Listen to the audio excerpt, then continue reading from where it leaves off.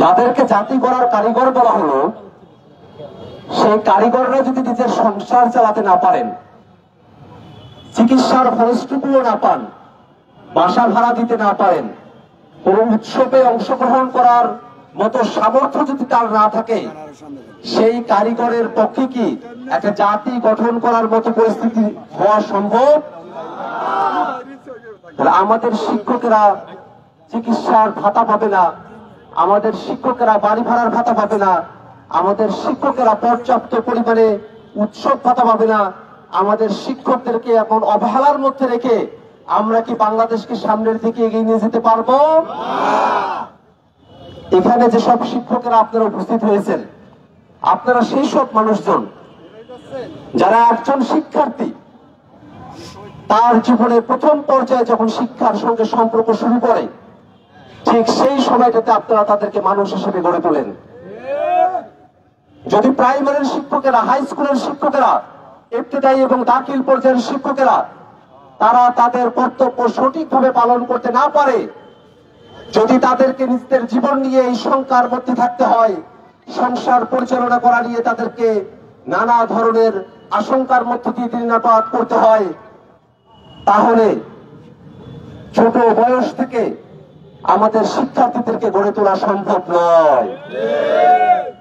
আমরা নতুন এক যুগে প্রবেশ করেছি, গোটা পৃথিবী নতুন যুগে প্রবেশ করেছে। এই যুগে ছোটবেলা থেকেই যদি আমাদের শিক্ষার্থীরা ভালো করে শিক্ষিত না হতে পারে, তাহলে প্রতিযোগিতার এই বিশ্বে টিকে থাকা মুশকিল। আমরা যদি আমাদের দেশটাকে নিয়ে সত্যি চিন্তা করি, বাংলাদেশটাকে যদি আমরা নতুন করে করতে চাই, আমরা যদি চাই আমাদের শিক্ষকরা আমাদের শিক্ষার্থীদেরকে সঠিকভাবে গড়ে তুলবেন, সঠিক জ্ঞানের শিক্ষা দিবেন, সঠিকভাবে তাদেরকে দক্ষ এবং যোগ্য করে গড়ে তুলবেন, তাদেরকে সচেতন করে গড়ে তুলবেন, তাহলে সবার প্রথম শিক্ষকদের প্রয়োজনের প্রতি আমাদেরকে মনোযোগ দিতে হবে। শিক্ষকদেরকে অভাবের মধ্যে রেখে শিক্ষার্থীদের উপকার করা, দেশ গঠন করা সম্ভব হবে না। ভাইরা আমার, আপনারা শিক্ষকেরা এখানে একত্রিত হয়েছেন, এক সপ্তাহ সময় চলে গেছে, এখনো পর্যন্ত ইতিবাচক কোন সাড়া আমরা দেখি নাই। আমাদের শিক্ষকেরা রাজপথে এসেছেন, তাদের তো রাজপথে আসার কথা নয়, অত্যন্ত যৌক্তিক দাবি নিয়ে তারা এসেছেন। তারা মাস শেষে তাদের বাসা ভাড়াটুকু দিতে চান, তারা অসুস্থ হলে তারা চিকিৎসাটুকু করতে চান, কোন উৎসব আসলে আত্মীয় স্বজনকে এসে উৎসবে তারা পার্টিসিপেট করতে চান, তারা সুন্দর করে বেঁচে থাকতে চান, তারা বিলাসী জীবনও চান না, কোন রকম জীবনের প্রয়োজনটুকু পুরা করতে চান। অথচ সেই দাবি নিয়ে আসার পরেও তাদের উপরে হামলা করা হয়েছে। আমাদের শিক্ষকদের উপরে যে হামলা করা হয়েছে, আমরা জাতীয় নাগরিক পার্টি এনসিপির পক্ষ থেকে সে হামলার তীব্র নিন্দা এবং প্রতিবাদ জানাই। আন্দোলন বন্ধ করা যাবে না, হামলা করা আন্দোলন বন্ধ করা যাবে না, পুলিশ দিয়ে আন্দোলন বন্ধ করা যাবে না। আক্তার ভাইয়ের আগমন শুভেচ্ছা স্বাগত, আক্তার ভাইয়ের আগমন শুভেচ্ছা স্বাগত। শ্রদ্ধেয় শিক্ষক মন্ডলী, আপনারা যে যৌক্তিক দাবি নিয়ে এসেছেন, জাতীয় নাগরিক পার্টি এনসিপি আপনাদের এই যৌক্তিক দাবির সঙ্গে সর্বাত্মকভাবে একাত্মতা ঘোষণা করছে।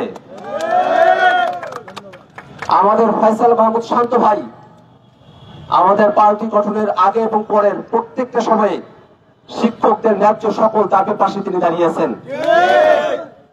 আমরা মনে করি আমাদের শিক্ষকদের পাশে দাঁড়ানো আমাদের কর্তব্য। আমরা রাজনীতি শুরু করেছি বাংলাদেশের মানুষদের নাগরিক অধিকার এবং মানবিক মর্যাদাকে ফিরিয়ে দেওয়ার জন্য। যদি আমাদের শিক্ষকেরা মর্যাদাপূর্ণভাবে তাদের জীবন পরিচালনা করতে না পারেন, তাহলে জাতির মুক্তি আদায় করা সম্ভব না। এই কথা আমরা বুঝি বিধায় অন্য রাজনৈতিক দলের মতো প্রতিহতের ঘোষণা দিয়ে নয়, শিক্ষকদের পাশে দাঁড়ানোর নিয়তে আমরা এখানে এসেছি। আমাদের শিক্ষক ভাইরা তারা অনশন করছেন, একদিন পেরিয়ে গেছে। না খেয়ে থাকার কষ্ট যারা না খেয়ে থেকেছেন তারাই এটা অনুভব করতে পারেন।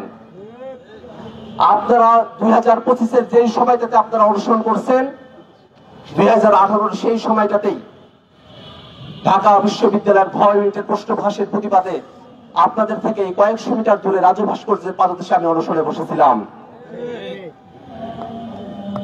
সেই সময়টাতে বাংলাদেশের শিক্ষা ব্যবস্থায় যে প্রশ্ন ফাঁসের ঘুরে ধরা ব্যবস্থা তৈরি হয়েছিল তার প্রতিবাদে আমরা কথা বলেছি।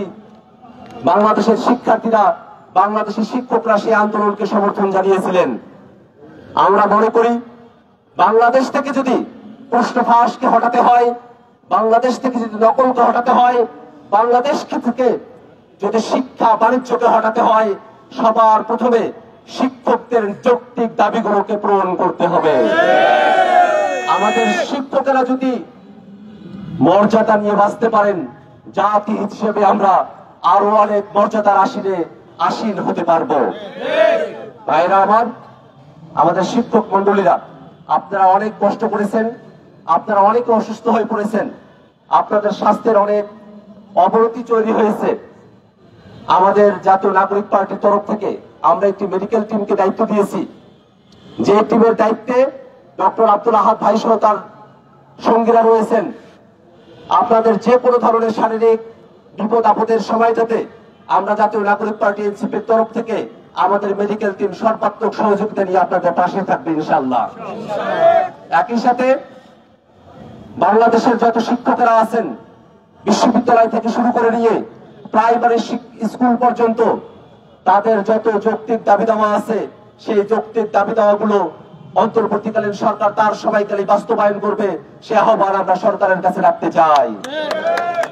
গোটা বিশ্বের মধ্যে, এমনকি দক্ষিণ এশিয়ার মধ্যেও আমাদের শিক্ষকেরা সব থেকে বেশি অবহেলিত। আমাদের শিক্ষা খাতে বাজেট থাকে না, আমাদের পেছনেই আমাদের বাজেটের অনেক অংশ চলে যায়। কারা কারা প্রকল্প নেয়, লুটপাট করে টাকা বিদেশে পাচার করে, আর আবার শিক্ষকরা বাড়ি ভাড়া দিতে পারে না, চিকিৎসার ভাতা পায় না, এই বাংলাদেশ আমরা আর দেখতে চাই না। এই নতুন বাংলাদেশের জন্যই 24-এর অভ্যুত্থানে মানুষেরা রাজপথে এসেছিলেন, মানুষেরা জীবন দিয়েছেন, ছাত্র জনতা জীবন দিয়েছেন, যাতে করে বাংলাদেশ যারা পরিচালনা করবে তারা সবার প্রথমে দেশের নাগরিকদের প্রতি আন্তরিক থাকে। আমরা অন্তর্বর্তীকালীন সরকারের থেকে বাংলাদেশের নাগরিক, বিশেষত এই আন্দোলনকারী শিক্ষকদের প্রতি তাদের আন্তরিকতার অভাব আমরা খেয়াল করছি। এটা নতুন বাংলাদেশের বার্তা নয়।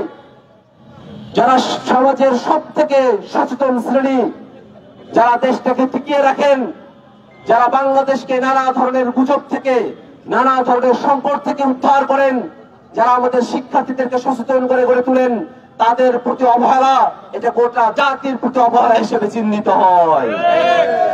এই কারণে আপনারা যারা এখানে উপস্থিত হয়েছেন, আপনাদের দাবিগুলো অন্তর্বর্তীকালীন সরকার অতি দ্রুত সময়ের মধ্যে পূরণ করবে সে আশাবাদ ব্যক্ত করে এবং আপনাদের আন্দোলনের প্রতি সর্বাত্মক সমর্থন ব্যক্ত করে আমি আমার বক্তব্য এখানে শেষ করছি। ইনকিলাব জিন্দাবাদ।